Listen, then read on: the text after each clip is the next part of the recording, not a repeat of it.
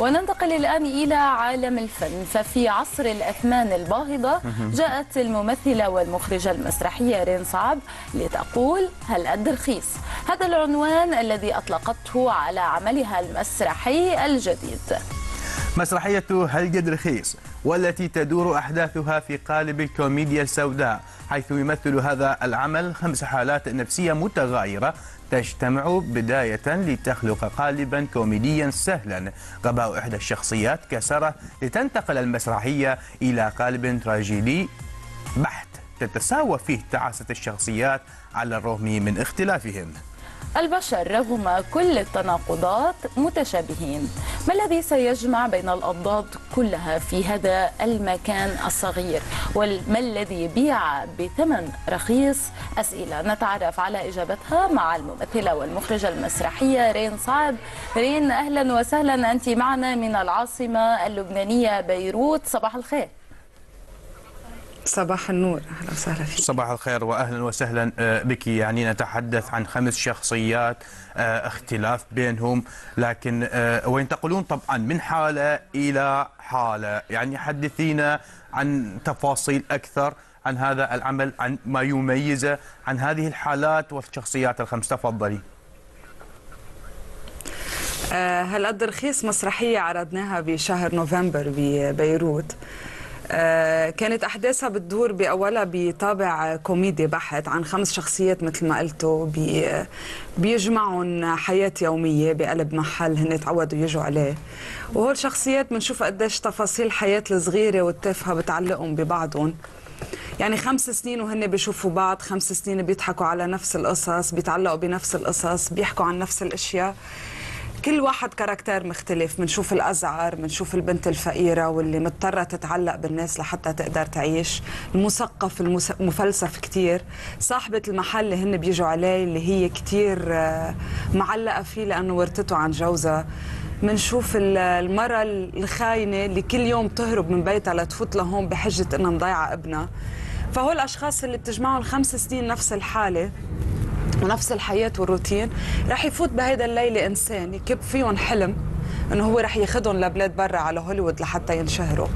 فهذا الحلم رح يخلق لهم أمل كتير كبير عندهم، ورح يخلق لهم رغبة بأنه يطلعوا من هالمحل اللي هن عايشين فيه، لأنه هن كلهم ناقصين بالنهاية، يعني بحاجة لحياة.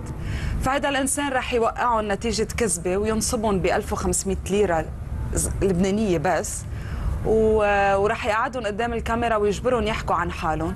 فرح نشوف كل هالناس اللي من برا كنا نشوفها بتضحك ومهضومه وكوميك وكل شيء، كيف لما فتنا لجوا كل انسان عنده حزن وعنده قصته اللي معلقه فيه.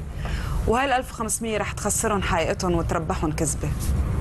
نعم، وكيف جمعتي يعني بين الأضداد؟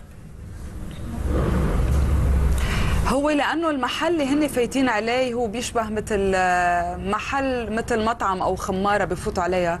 فهذا المحل هو بطبيعة الحال كل الناس بتفوت عليه، يعني بيجمع الناس من كافة الأشكال والألوان والأجناس ومن كافة الأطباع والبيئة المختلفة، بيجمعهم هيك محل مثل المطعم أو كافيتيريا أو أي شيء. هذا المحل إجباري يكون فيه هيك عالم.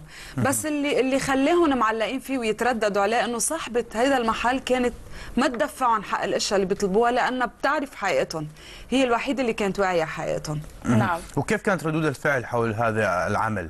يعني الاقبال بحسب ما سمعنا كان الاقبال لا باس به واقبال كبير، لكن كفكره العمل هذه الشخصيات هي شخصيات حقيقيه يعني موجوده ربما او نشوفها في حياتنا اليوميه بشكل او باخر، كيف تقبلوا؟ كيف تفاعلوا معها؟ اكيد الإقبال أول شيء كان كتير منيح. نحن كان عندنا 5 عروضات وال5 مفولين. نعم. الحمد لله. العالم تقبلتها، ولأنه قلت لك كل شخص بهيدي المسرحية كان عم يمثل قصة شخص معين. يعني صحيح. صاحبة المحل هي بتحكي عن حدا مات وقديش معلقة فيه وقديش ما قدرت تتخطى هيدي المرحلة وعلقت بخراب الوقت. يعني الإنسان اللي بتحكي عن الخيانة بتقول إنه الخيانة مش ذنب إنسان واحد، يعني ذنب كل حدا انخذل أو جبره إنه يخون، يعني بتحمل الخيانة لشخصين. الأزعر اللي هو بكل الوقت بفرجينا إنه هو كتير قوي وكتير وحش وكل العالم بتخاف منه، بيعترف قديش هو إنسان ضعيف وقديش هين إنك تخوف إنسان، بس مش هين إنك تخليه يحبك، هين إنك مش هين تخليه يحبك، ولانه اذا حبك رح يركب على ظهرك، فمشان هيك هو بفضل انه يخوفهم. وبتحكي كمان عن الانسان البسيطه الفقيره الاميه اللي ما قدرت تتعلم، قديش احلامها هن شيء كثير صعب كان عليها، وقديش مضطره تتعلق بفلان وفلان لانه على ظهرهم هي عايشه، يعني هن اللي عم يصرفوا عليها.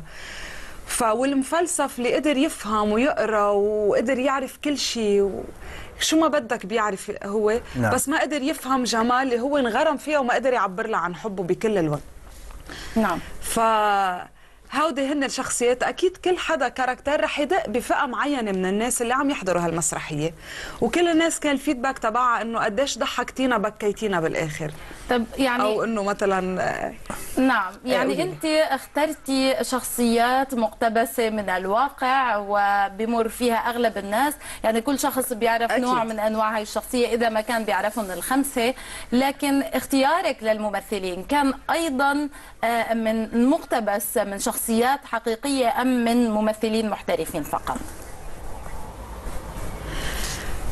انا اكيد انت بتنقي الشخصيات بعدين بتنقي الممثلين. نحن كتبنا النص وكل هول بعدين بلشنا نشتغل على الشخصيات. نعم، يعني بتكتشفي مواهب جديده كمخرجه، قصدت انه بتركزي على اكتشاف مواهب جديده.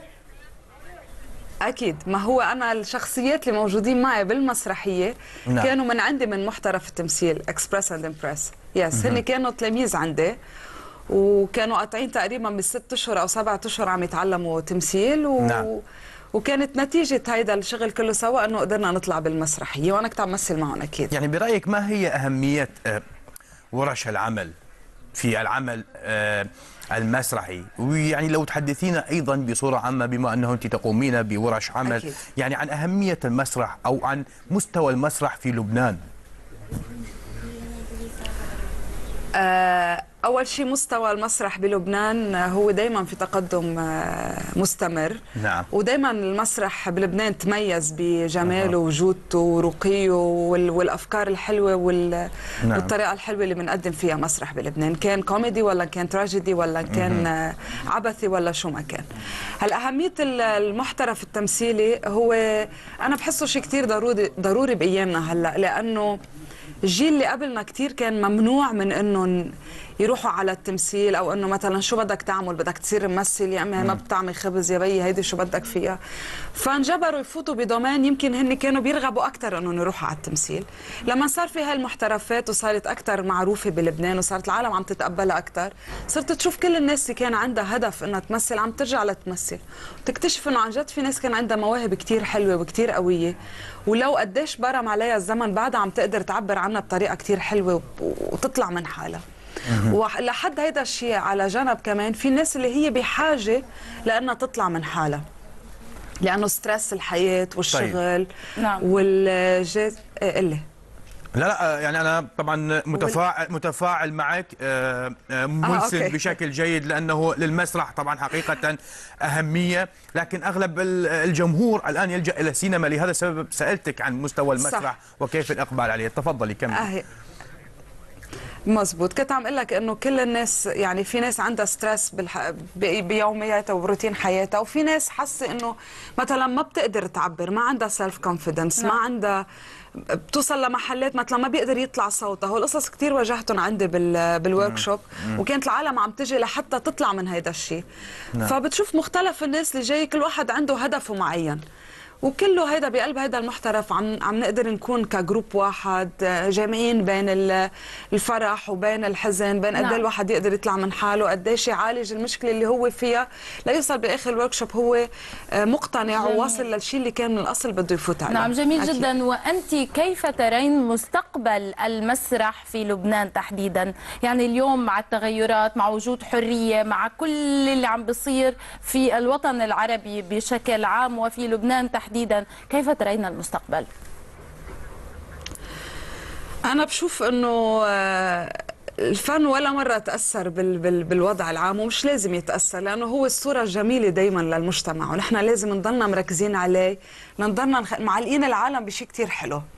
والمسرح هو من الأشياء اللي كتير حلوة اللي بتكون موجودة عم تتفاعل معها مباشرة، يعني هو عم يبكي عم تبكي معه لأنه شايفه قدامك.